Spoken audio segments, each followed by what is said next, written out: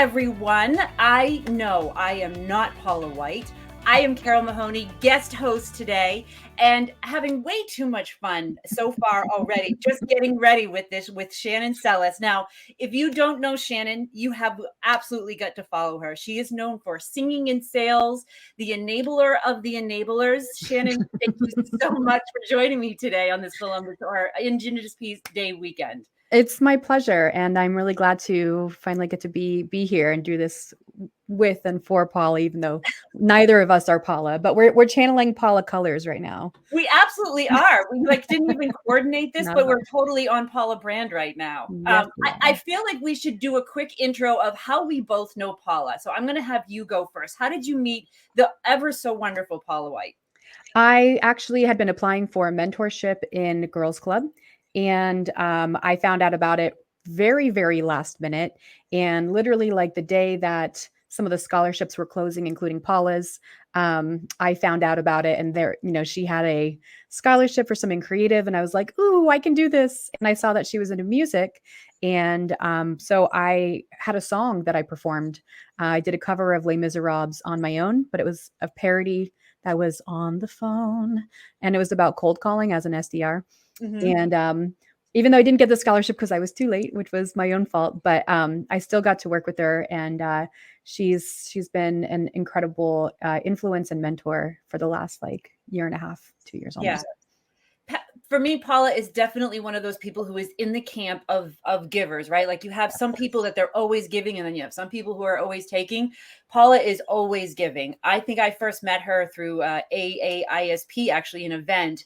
And then we quickly bonded over women in sales and girls club and of course music, because I mean, and I can totally see how you've bonded with music, but what a lot of people don't know about me is that I used to be an opera singer. I used to be in drama club. I was in rock bands, both in church and not in church. And so I think it was just meant to be that the two of us are here together covering for Paula.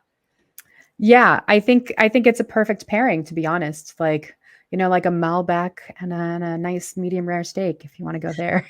You are speaking my language right now. Food, glorious food. Do that one. And so, one of the things that also we have, I guess you could say in common, is where we kind of come from different sides of the coin as far as leadership go. I've always, worked with managers or been a manager myself. I had a very brief stint as an individual contributor, but you really come from that individual contributor side. Can you tell me a little bit more about kind of the work that you've been doing?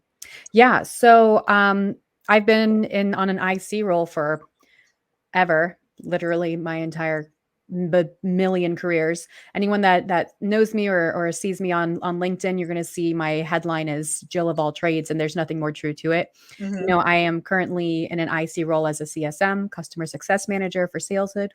Shout out. And prior to that, I was an SDR. And before that, I wasn't even in tech sales. I was in an admin position for hospitality and in hospitality. And I was working my way into a sales manager position. Mm-hmm. And pandemic hit. It was kind of a crazy situation. But so I've had a lot of experience with all kinds of managers, we'll say, some really incredible leaders. I've had a lot of really incredible leaders, but I can also say I've had some rough ones, as we all experience at some point, Absolutely. So on that theme, mm-hmm. when you come across or worked with an incredible leader, what made them an incredible leader for you? I actually just had a realization about this last week on Thursday during a therapy session. Highly recommend therapy, as we all do these days. I came to realize that those who I have come to really respect as a leader, or have been people that I look fondly back on as worked for them and with them, mm-hmm. have been those who have led with respect and empathy. And I have found that I tend to block up a little bit in a more reactive way for those who might be exerting, their power, I guess, in a mm-hmm. disrespectful way, mm-hmm. and without considering me as the person that I am. Mm-hmm. And, those who have been best to me have recognized my strengths and my weaknesses, and allowed me to apply my strengths to my job so that I can enjoy my job and produce better. Yeah. It's interesting too, because Paula's always talking about the side A and the side B. And Yeah. I think she calls it the both and, where we have our side A traits, right? These are our dominant traits that we usually have as leaders, all of the skills that we have in budgeting and negotiation and growth, right? Like we're very good with those. And maybe that's the respect side that you just mentioned. But then there's that side B, right? That emotional intelligence and empathy and relationship building skills that we don't. And that's the thing with leaders, right? A lot of the leaders that I work with, they're very type A, right? Like it's do this, they, just follow and toe the line. Yeah. And as a type A person, I have to actively work on that active listening and empathy side of things for sure. Yes. I couldn't agree with that more. The reality is that there are two sides to every record, right? Where we have those skills or we have those traits that can make us strong leaders, but given the direction that our world is moving into, there needs to be a shift that happens to recognize the side B and to leverage that, but not in a manipulative way. Yeah. So one of the things that I talk a lot about and I'm really passionate about is coaching, because this is, I mean, as an individual contributor, when you've worked with managers in the past, how many of them have actually actively coached you in a way that was helpful? The good ones that I have fond memories of were pretty good at actively coaching, or at least I might be a unique individual from this perspective. I will seek coaching and I will chase after it for myself. And that's for my own growth, for who I am as a person. So I will go to my leaders and to my managers and say, I don't feel right about this, or something's not flowing well. And I need the help.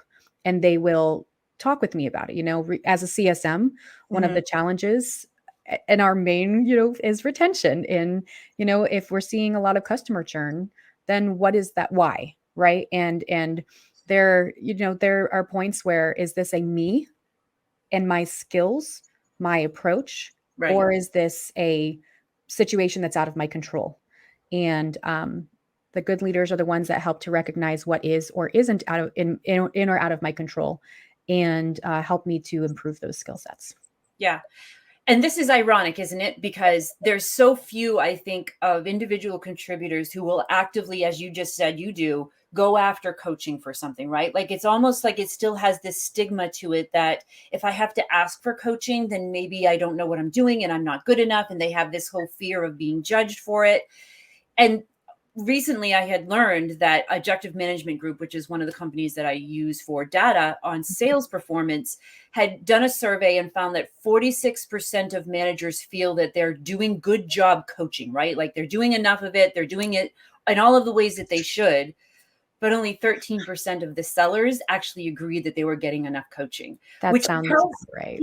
It's scary though, right? Because what that tells me is that if you're an individual contributor listening to this, and you had heard what Shannon just said about going to your manager for coaching, the reason your manager's not doing it is because they think they already are. And they need you to go to them and to say, I need coaching on this and I need coaching on that, because they just might not realize that you do actually need it. Right. And I think part of that also comes from, and that's a communication. That's part of the lack of communication. As managers, I'm not a manager, but as a manager, for my girls club mentorship and training, it's a manager should be having some one-on-ones, right? And connecting and staying in the loop with their teams. And if they're either disregarding those or they're not using that time to also explore the needs of an individual, then they're not doing their job, that coaching, correctly. And I think, Carol, what's interesting as well is, as individuals, we need to be coached, and we usually want that one way or another, but so do our managers. I'm over here clapping wildly because yes. It's a top-down thing. There needs to be alignment in that. It is. And I had done about almost 5 or 6 years ago, I had done a roundtable with emerging leaders that were going into sales leadership. And I asked, what is the biggest challenge that you have as a new manager?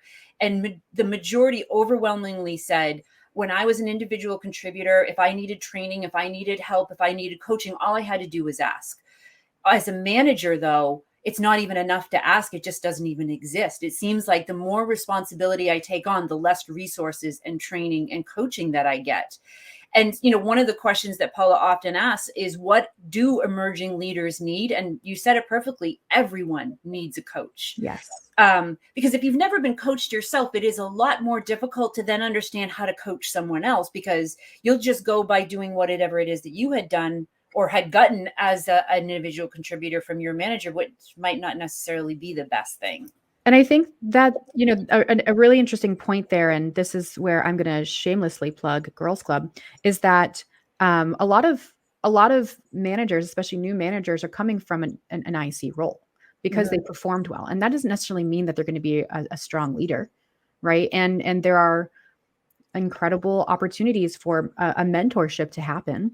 Whether it's an internal mentorship within your organization or external. In some cases, one of each would be ideal, being able to have somebody who you are able to talk to internally, and then somebody with a less, with a more unbiased view to be able to come in from there and give some coaching. I actually, Carol, this is something that I just learned about like a week or two ago at the Sales Enablement Society experience. Her name is Michelle Suzuki. She is a VP of marketing, I believe, over at Instructure. And during a panel, I think you're going to love this.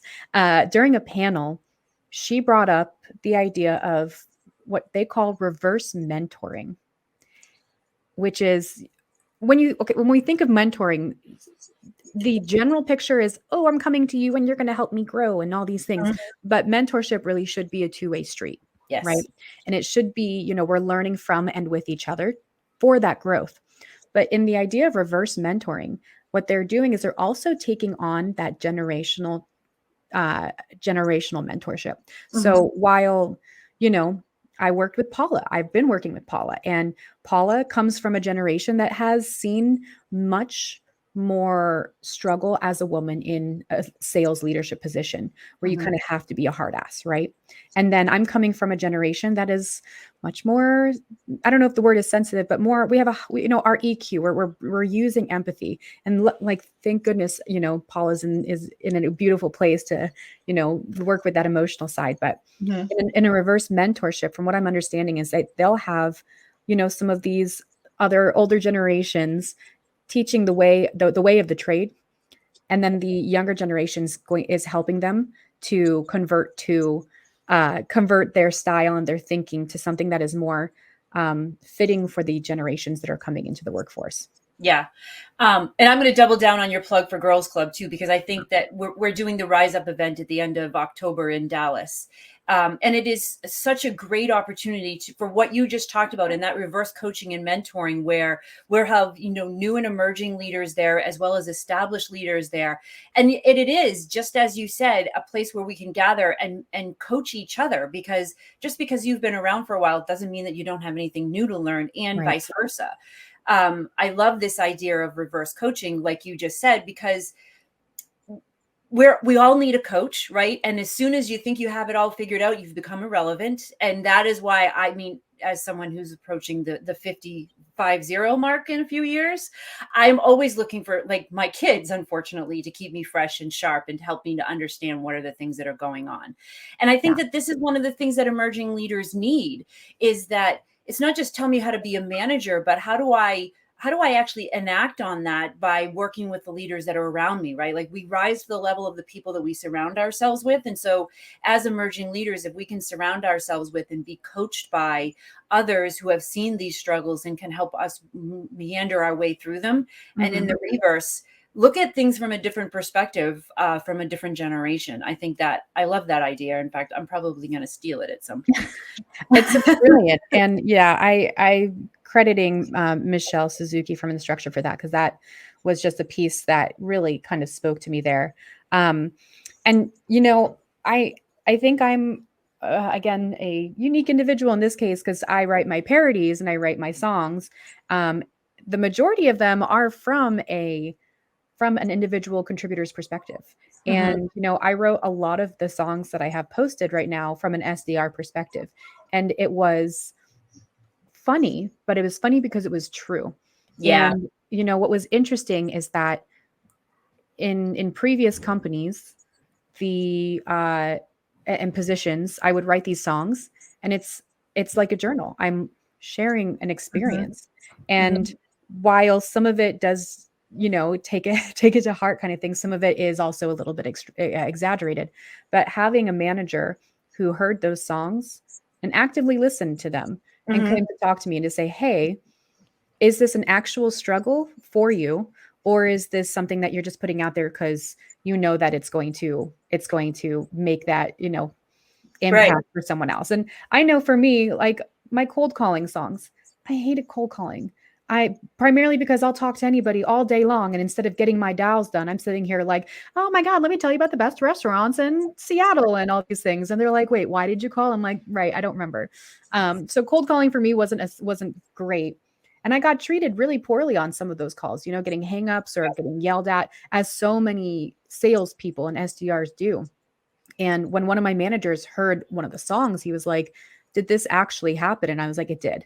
And he's like, "These are the kinds of things that we need to talk about, though, right? I don't want you to be experiencing some of this on your own, because there are ways to handle this. Or if a line is crossed, I want to know so I Mhm. can come in and approach that company and say, like, this is how your people are handling it, and it's not okay." Yeah. Yeah. Um, and it just brings up the point too that there is such a need for coaching all of the time, right? We've said that everyone needs a coach, managers need a coach, Mhm. and we have to have the schedule for coaching, have a regular one-on-one cadence for it. But to your point, we can't ignore the opportunities as managers to be able to see the things that our sellers are talking about on social or in Slack channels or anywhere else, to be able to pick up on these virtual water coolers and see what's actually happening, and ask that question. I think a lot of managers would have just seen that and said, well, if she needs help, she'll come to me. But this one Yeah, did as actively, proactively went and asked you, which I don't think enough managers do, right. because they're under pressure too, right? Like we're in a down economy right now, and it's so easy to, as a manager, bury yourself in the spreadsheets or the dashboards or the production metrics or activity metrics, and Mhm. forget that we need to do more coaching, right?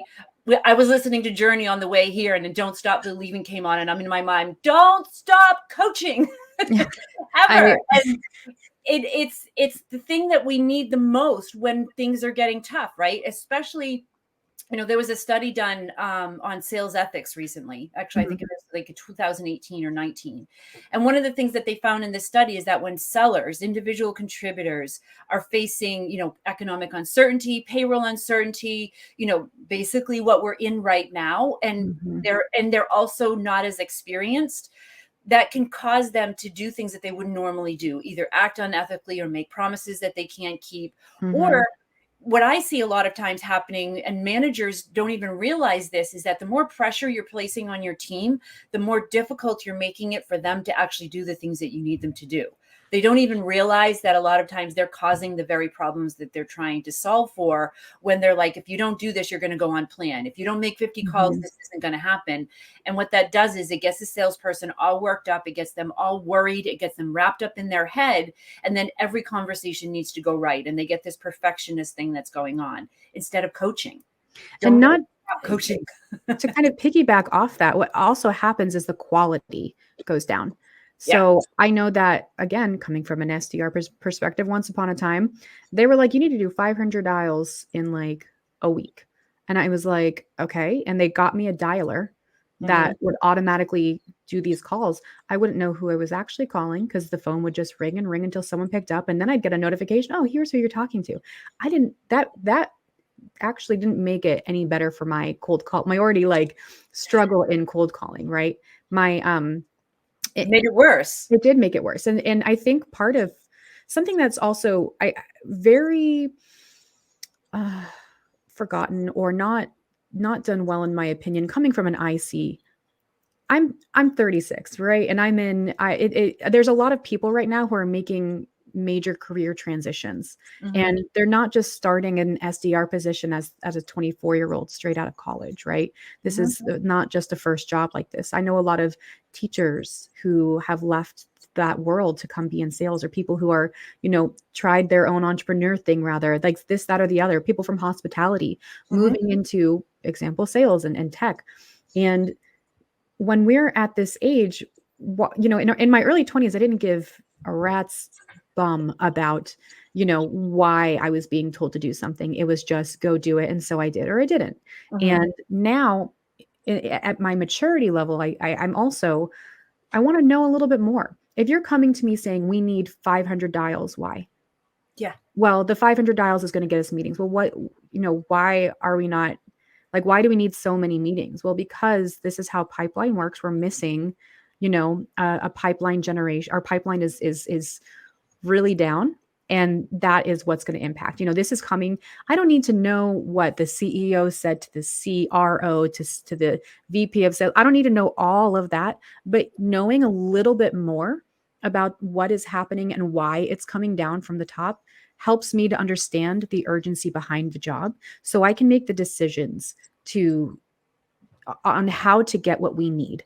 I know that my strongest points when it comes to outbound is to do a personalized touch to certain companies at a certain way. Allow me to do it the way that I do, and I'm going to get us meetings. I'm going to fill that pipeline, Yeah. right? And but if you're telling me go hit up all 100 people in an email one at a time kind of thing, that also might put too much pressure on me to not have a quality outreach. Yeah. And here's the ironic thing of this is that when they get handed these numbers, right? We need 100 dials, we need 50 dials a day. Most of the time, it's just a number that they pulled out of a book somewhere that someone said, make 50 dials a day and then you'll hit your number. But there's no actual strategy behind that. It's just, okay, if we make 50 dials, then we're going to hit our number. And they follow it blindly, like, the Pied Piper off of the edge of the cliff. They're following these 50 dials a day or 100 dials a day. But there's no truth, there's no science behind any of that. It's just, we need to do something. And so let's make them all make a whole bunch of calls. But if they had said to you, you know what, we need to do 100 dials a day so that we can get this many meetings, and with that many meetings we predict, and then we can hit our pipeline. Dialing isn't the only way to get meetings. Right. And with going back to that reverse mentoring and coaching, if you were to ask that question, well, then how many meetings do we need? And is dialing the only way for us to get there?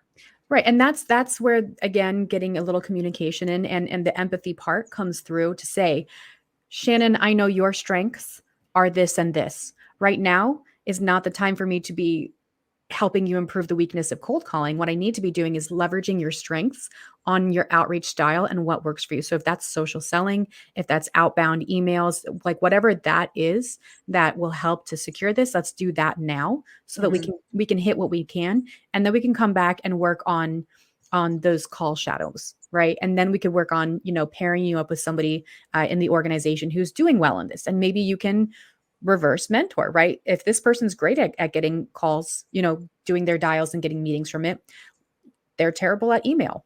Let's share those best practices. Yeah. And that is a huge thing as well. I think that gets missed. Yeah. I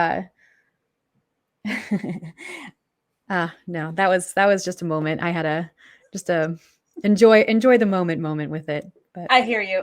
And this is the other thing too, like when you were talking about the reverse coaching and the reverse mentoring, it actually reminded me of a study that I did. I don't want to know. I think it was like 2 or 3 years ago. And what I wanted to know was understand, how does management actually impact sellers? Like, we've heard the saying, as goes the manager, so goes the team, but I didn't really understand why that was.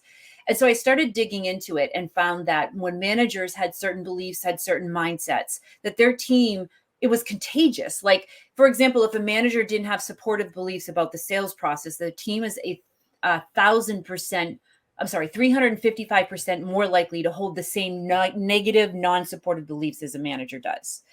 But what the F study also showed is that when managers had strong, supportive mindsets and beliefs, that their team was 1,000% more likely to hold on to those positive beliefs. And so I'm thinking about it in terms of, if we had this reverse coaching and reverse mentoring that was happening, how much faster would managers be able to see the impact that they're actually having on their team? And I think a lot of times managers, or what I see happen is managers are like, well, I'm not going to let my team know that this is how I think. But what they don't realize is that how they think becomes how they act, and their team is seeing it, right? And so it's becoming part of the culture of the team. If from your standpoint, if a manager were to do that reverse engineering or reverse coaching with you, and you were to learn from them, do you think that they would be able to pick up on the impact that they're having on you with certain like pressures and things? I think that this is actually not just pick upable, but it's actually trackable. And this is based on how you're tracking your data right now, right? Like by coaching on certain skill sets, you can directly correlate the impact on a revenue side. Now, you can't necessarily correlate and the emotional side, right? The EQ, but that's where an enabler's favorite thing, surveys, come in. Ask those questions like, how confident did you feel before this or after this? Having a quarterly, like a quarterly evaluation, or a semi-annual, annual evaluation, to say, not just like, did you feel like you got the coaching that you needed to do your job well? Well, yeah, I'm going to select yes and add a 5 out of 5 because I know you guys are also watching this. But having again a more candid conversation to say, to build that trust as well with a coach, to say, I feel comfortable enough to say, Carol, this training was not helpful to me, and here's why. Or this is, I don't get it, right? And that's part of the process. I had like a parody moment with you. I once wrote a parody for a company called for Journey, like "Don't Stop Believing," but it's "Don't Stop the Meetings." And originally it was about sales and marketing, like constantly having to have meetings, but never actually getting anywhere. And now that I'm revisiting the lyrics for "Don't Stop Believing," I still like the idea of "Don't Stop the Meetings," but from like, just a manager living in a sales world, right? Something like that. Having it from both perspectives. I think there's a song there. I think we could do something. We with totally that, could. On was it a manager on what was the next line? On a train somewhere? She took the midnight train going anywhere. And then it's like, just a city boy, born and raised in South Detroit. But like having it like sales. Right? Let's see. It's just an SDR making cold calls and dials, or something like that, right? Yeah. Always on the dialer. Took the mentorship going somewhere, right? And maybe it's about them meeting into a mentorship that can allow them to grow. Sorry, this is how it happens. Don't stop coaching. Something Coaching in my head. Coaching is a tough word to do the rhymes with. And when I'm making my parodies, I think about what will make for an easy rhyme. Don't stop the training. Don't stop the meeting, right? It could still be like, don't stop the meetings.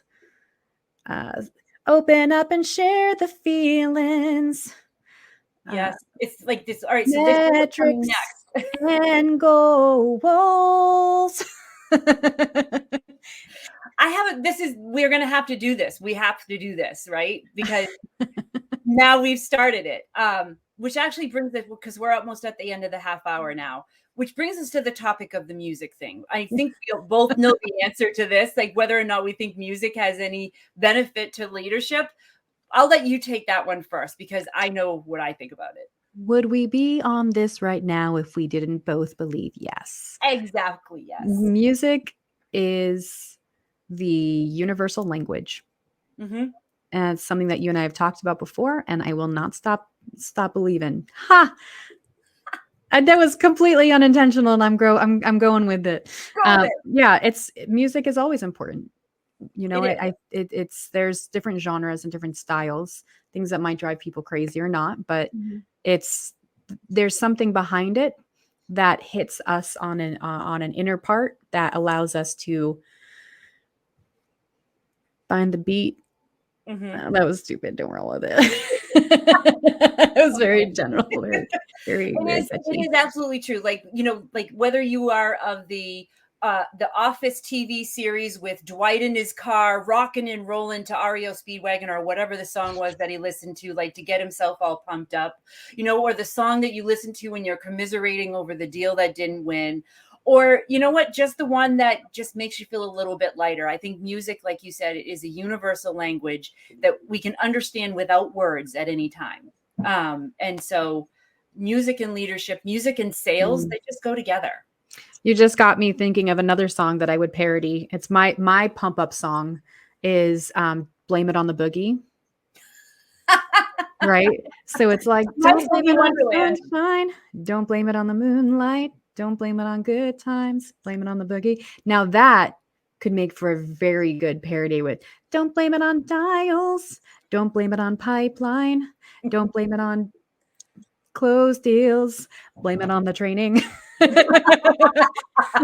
God, that would make for a very funny enablement song. Actually, we might need to look into that. We'll have to like a sales enablement concert. That's what we need. My goodness, I've got a set of parodies. Yes, a couple of duets going on. Y'all, I was trying to get Shannon to understand Meatloaf in Paradise by the Dashboard Light.